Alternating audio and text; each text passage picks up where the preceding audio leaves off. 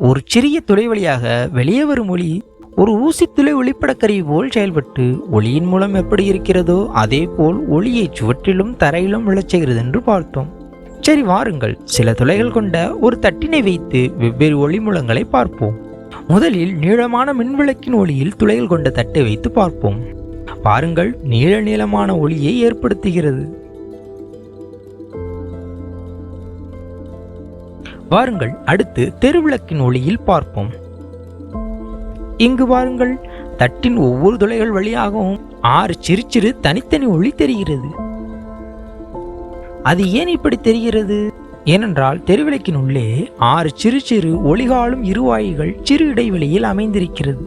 அதனால்தான் மின்விளக்கின் ஒளியில் தட்டை வைத்து பார்க்கும் பொழுது 6 சிறு சிறு ஒளி தெரிகிறது.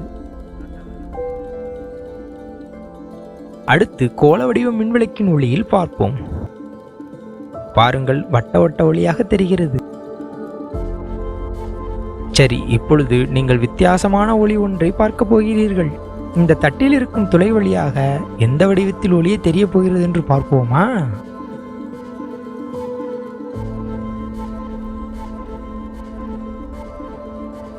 பார்த்தீர்களா? தமிழ் தமிழ் என்று தெரிகிறது. அப்படியென்றால் ஒளியின் மூலம் எவ்வடிவத்தில் இருக்கும் என்று நீங்கள் கண்டுபிடித்து விட்டீர்கள் தானே?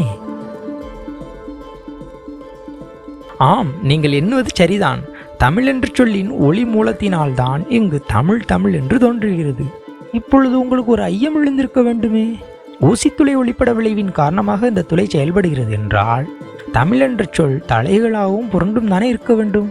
ஆனால் இங்கு தமிழ் சொல் நேராய் சரியாக விழுகிறதே, அது எப்படி? அது வேறொன்றும் இல்லை. தமிழ் என்ற சொல்லை தலைகளாகவும் புரட்டியும் போட்டு ஒளி மூலத்தை ஏற்படுத்தியதால் அது துளை வழியாக நேர்கோட்டில் வந்து ஏற்கனவே புரட்டி தலைகளாக்கப்பட்ட தமிழ் என்ற சொல்லை மீண்டும் தலைகளாகவும் புரட்டியும் போட்டு நம் கண்களுக்கும் மனதிற்கும் இதமாக தமிழ் என்ற சொல்லை நேர்படுத்தி காட்டுகிறது.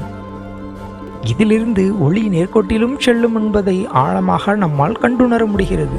குழந்தைகளே, நீங்களும் சில துளைகள் உள்ள தட்டையோ அல்லது ஒரு சிறிய அட்டையில் ஒரு துளையிட்டு அதை வைத்து ஒவ்வொரு ஒளி மூலங்களையும் காணுங்கள், வியப்படையுங்கள்.